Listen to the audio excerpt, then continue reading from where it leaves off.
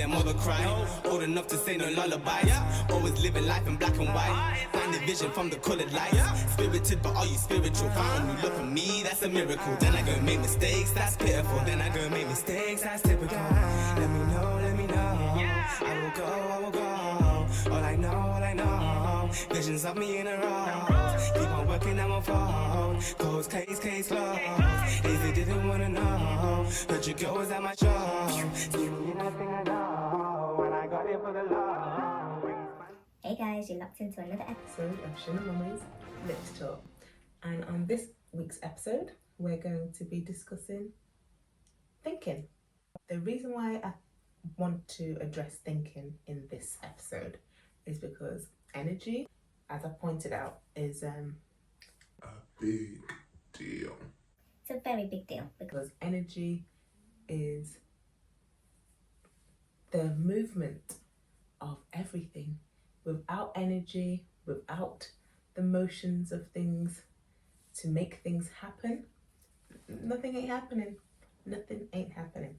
So the reason why I'm addressing thinking this week is because when I do my acronyms, I normally address them on it being a part of a situation that you don't necessarily want to deal with, but it's something that seems to reoccur in your life and pop up and just be prevalent and just there, yeah?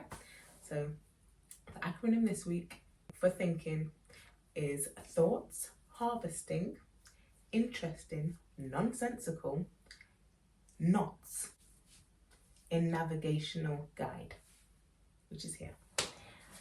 So my idea behind that is that the thoughts that we have, sometimes, not all the time, depending on, how you're feeling, because obviously different feelings bring on different thoughts, and that is just a known fact. You do not need to be a neuroscientist to know that. Your thought patterns change with your mood.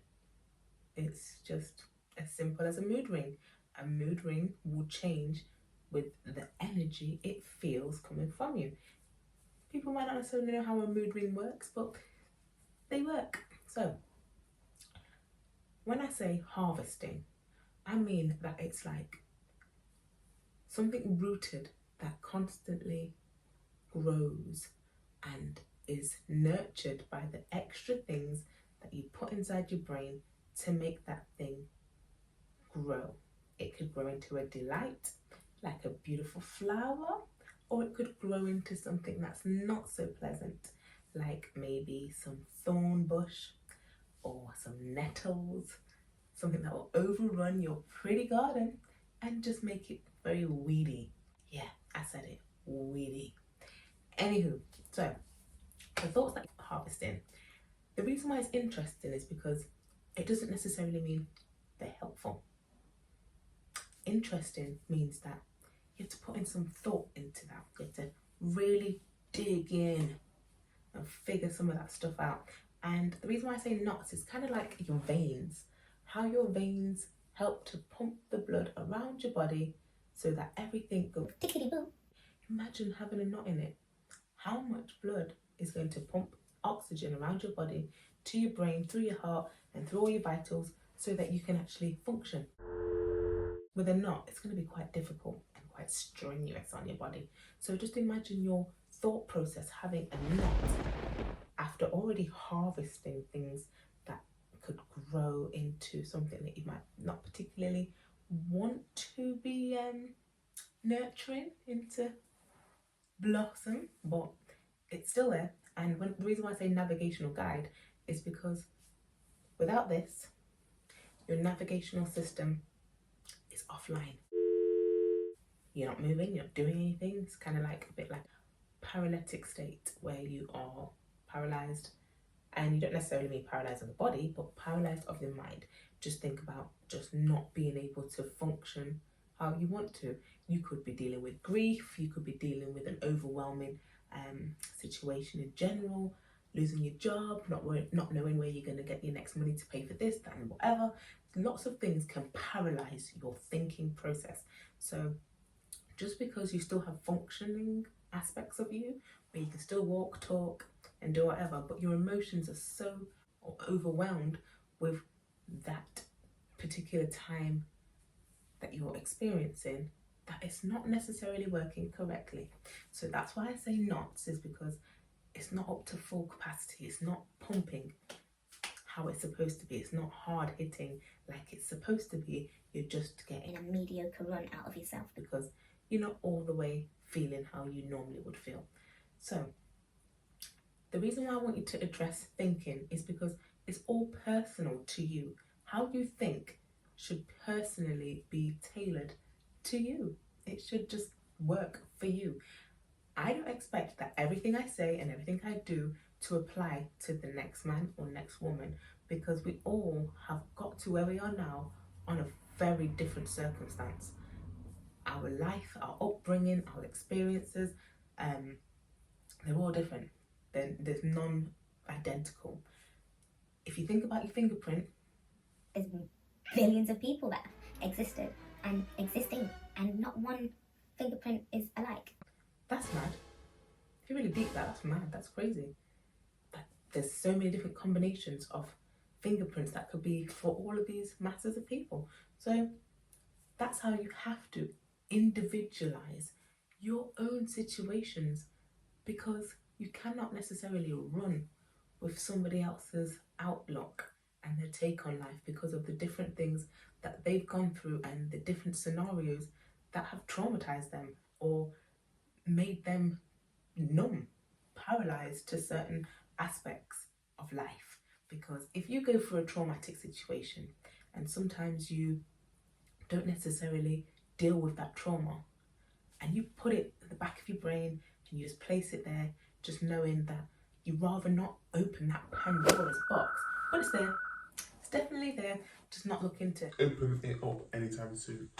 That kind of idea. So this is why I'm saying, if we work on our thinking and how our thinking affects everything we do, then we're going to come to more of some understanding. And I say understanding when I really truly mean understanding, that we understand ourselves, to be able to have more of a overstanding, which is a bird's eye view of what it is that we're actually experiencing and how much of what we're experiencing is going to affect our overall outlook on what it is we would like to experience. Because that's the problem. Things you experience now are not necessarily what you want to experience on an overall, but it is definitely affecting how you view it, how you view your future, how you view your life. But I want you to know that what we need to really get a hold of is things that we're experiencing now should not change our view about how we would prefer to live, where we would prefer to go in life, what our goals are, what our soul core belief is of how we should be navigating in life. It should not be affected by the things we're going through now. The things we're going through may, get on our nerves. However, we shouldn't switch up and change on our own self and think, oh, well, I'm just going to turn into an evil so-and-so because this person did this to me. That person might be sick in the head. That person may not know how to deal with their own trauma, so they push that trauma onto you. And if you recognize that you cannot control everything and not everything is to be controlled, then you'll be good. Because a lot of the time we are taught to try and control absolutely everything around us, and it's not possible. Do you know what you can control? Your thought process. You can control your reaction to things, and you can control who you allow to get you to a state of basically losing that control of what you should already possess. So definitely work on your thinking process, because without our thinking process, it's going to be extremely difficult to know what is ours, our true beliefs, and what has been given to you. Because at the end of the day, I keep saying things like like-minded thinking, and people might think, what does that mean? Do you want somebody to think exactly the same as you? No. Because that'd be a pretty boring life if everybody thought exactly the same. Like-minded thinking to me is, instead of having a samey friend, which is like, oh, I like those shoes, oh, me too, I bought them too, or I like that, oh, I'm gonna get that too. That is great, because you might, have the same likes and stuff. But what I would like to think I could have a friend is like-minded thinking. Not only do you like the same things or similar, but when I come to you with an idea, or I come to you with some form of understanding of life, and I'm just reasoning with you, I would like to think that you could intellectually challenge me, and I mean like stimulate me and make me think other thoughts that I might not necessarily have thought of yet. Maybe I could do the same for you. Maybe we could bounce off each other and come to a broader perspective on what we're experiencing together. And that idea kind of stemmed from the thinking of, imagine trying to explain to what we would at this present day call a caveman, who has not experienced nothing of this century, this age, and we're trying to explain to him what's going on now, what people are experiencing, what's people's issues that they have to deal with, and money, and how we actually live. They would just think that we're alien. If we're honest, let's be real, someone of that nature would think that someone our nature is alien to them. They would literally think it was out of this world, Off this planet. Gone. So this is how I feel sometimes when I'm talking to people that don't really deep me, that don't really grasp where I'm coming from, because your thinking is just like these mirrors. You are reflecting outside the inside way of thinking, because that's what it is. It's like a mirrored version. This is going on in your head, but then you translate it into your physical life. And if you don't believe me, just think. When you want to do something, you have to think it, get up, go and act out that situation, getting food, going on holiday, whatever it is, you've got to go and act it out for it to be present within your reality. So that's why I'm saying, like, we really do need to watch who we have around us, how they stimulate us. What do we gain from the friendships that we have? Because sometimes these friendships that we have, we'll have a friend who does something That's irritating. and I'm going to say the word irritating because that's just another word for do things that just unnecessary, yeah? And have you ever found yourself saying, well, that's just such and such? That's just how she acts, and that's just what she does. And you kind of, in a way, get a big old carpet and you just sweep it all under it. Yeah, that's what she does, so we shouldn't be surprised. Okay, if you've ever said that about a friend, check yourself.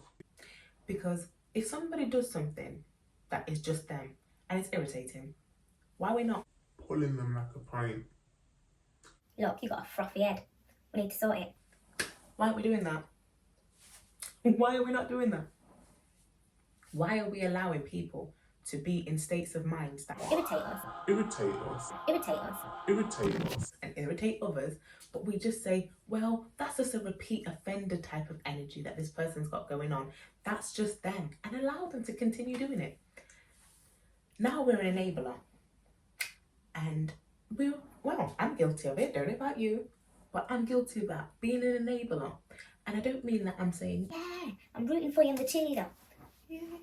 I'm not saying that. What I'm saying is, by dismissing it, by saying something as trivial as, that's just them, that's just easily allowing that person to get away with continually doing these things that clearly get on our nerves. Why do we want someone to get on our nerves? We really need to check how people make us feel. Friends, family, don't care who it is. Like, literally, you pull yourself up when you can feel yourself being out of character, saying things that you don't mean, or whatever it is. Don't feel no way, because at the end of the day, it's called growth. You should be able to trip up and think, oh, Well, hey, yep, can't walk in these shoes yet. need to learn how to do that. That's the same thing you have to do with your brain. You have to learn how to walk in your own shoes that are the comfortable ones, because there's several versions of us in our head. You could have an egotistical version of you. We all have one of those. But do you suppress that egotistical version of you because you realise that it's not that pleasant when you're being... Got this funny feeling. Sorry. Lipstick check. Yeah, you'd have to check that egotistical version of you, because they could be quite dismissive of other people's feelings, or they could just be very aggressive with how they like to approach things because they want to win, they want to be on top, they want to be noticed. Whatever it is, that side of you might not be as pleasant as the cool, relaxing, loving version of you. And sometimes the loving version of you let in some whole heap of clowns into your area. And it's not because they're stupid, it's because they're loving. They haven't thought to put up that harder exterior on the outside of their loving, gooey, marshmallowy self. They've decided to just Let it all go. let everybody in, everybody's to be loved. Love everyone. But some people need to be loved from a very, very, very, very, very, very, very, very, very, very, very far distance. Like, I can't see you far. Like, yeah, the grass, I don't know what colour it is, if it's green or on the other side, but I don't care, because I just know this is the distance in which I need to have from you, that kind of far. But there's different versions of us that allow certain things to happen. Whereas if you get the navigator of you, and when I say navigator, it's because it knows what is important, which emotion to pull on at what time, because it is that time for that emotion. So this is the key one that we need to allow to ride The car. To ride the GLE. The Mercedes. to you up into those places where you're just like, I have arrived. I am here. That's the person that you're supposed to allow to navigate you, because it will have every aspect. You could have an egotistical side of you, but you have a hint, a little sprinkle of it within that navigational one of you that is not arrogant, it's just confidence.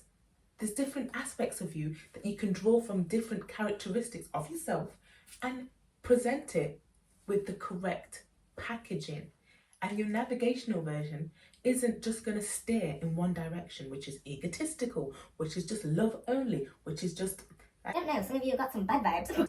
I don't know about all of that. I just know that I love to be happy. I love to have fun. And I always kind of keep happiness and fun at my center, at my core. And with me putting it at my core, I just know that anything that stares off, don't get it twisted, because some things sound exciting, some things feel exciting, but they're just way off. But that's for you to kind of gauge and weigh out. That's what scales are. That's what your feelings do. That your feelings have scales. It weighs out if it's a good idea, or if the excitement is just off the idea of taking a risk. But is that risk worth taking? So you still have to weigh those things up too. So I'm just saying, I know that if we concentrate on fixing the navigational version of us, the one that's always going to steer all of the elements of us, all of the different attributes we hold, and make sure that everybody gets a turn, because sometimes some of these attributes of us, they like to hold center stage. They like to be driving for too long with their elbow locked, like, look at me, look at this, I got the whip, and just be skirting up and, you know, pulling up at traffic lights, ready to race people, and all them mad thoughts there, because it's a little bit show-offy if you really think about it. So I'm just thinking that we work on our navigational guide, our GPS, our satellite guidance within our brains and within our thinking and feeling process, then we're going to win, because everybody gets a turn. It's not a case of, you know, just one guy driving and he's making the other guys feel car sick. They're like, look, you need to get this guy on the front seat because I'm about to puke. We need to sort that out. Do you get what I'm saying?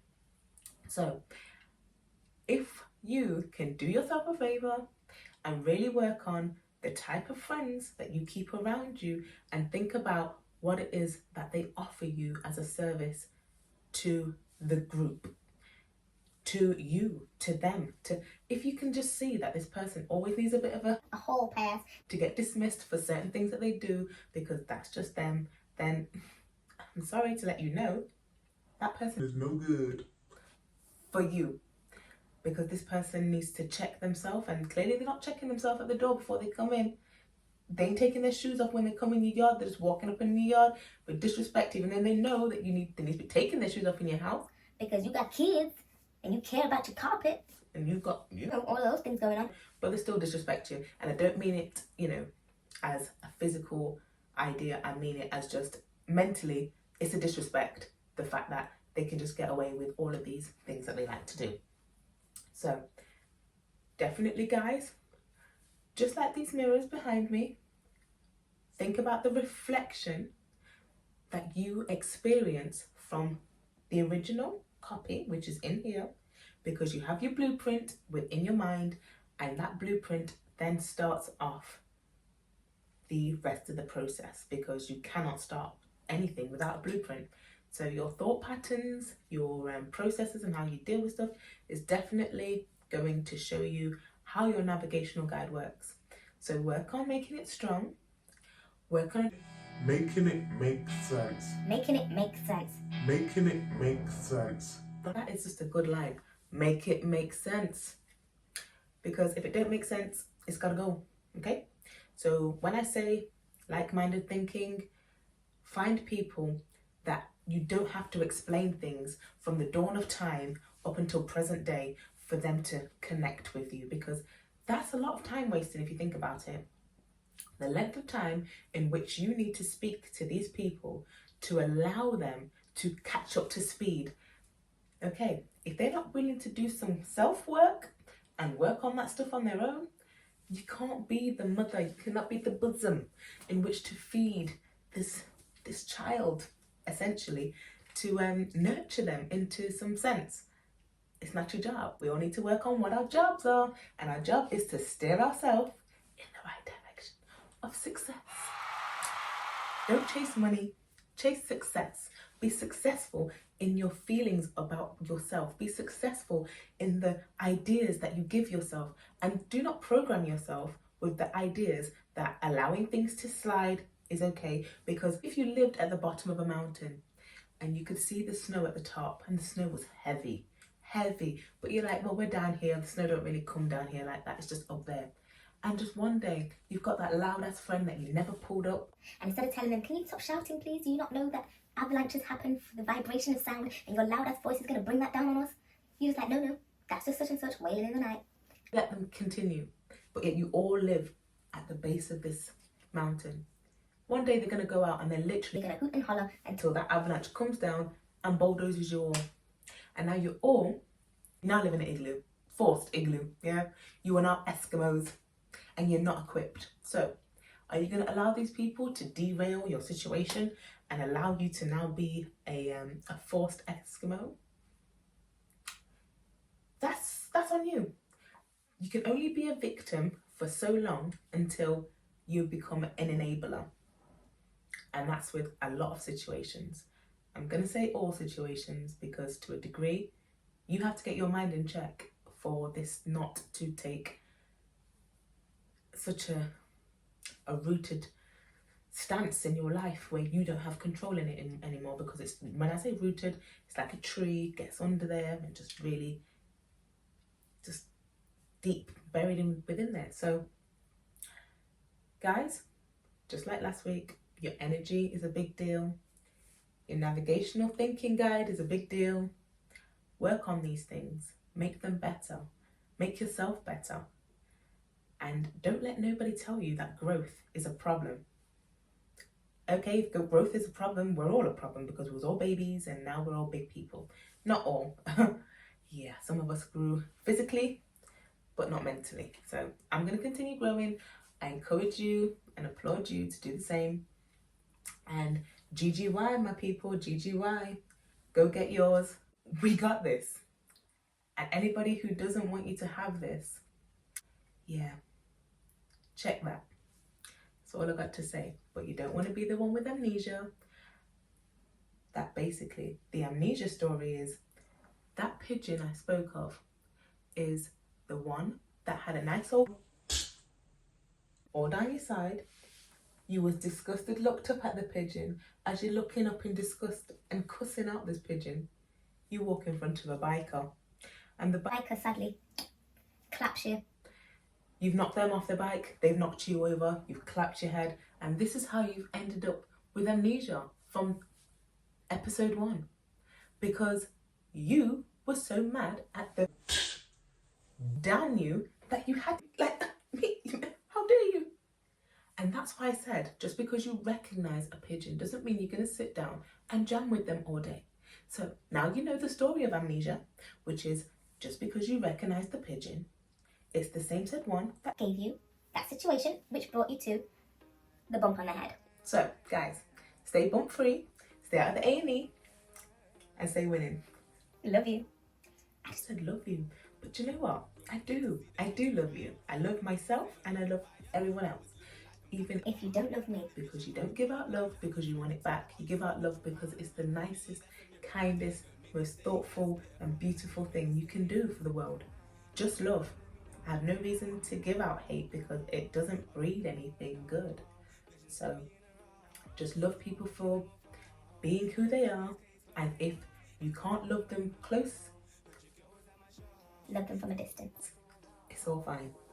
Stay winning, stay blessed. Till next time. I'm gonna Hire a new one. This is taking the minute. and we gone. The fragrance, yeah. It's time of deal,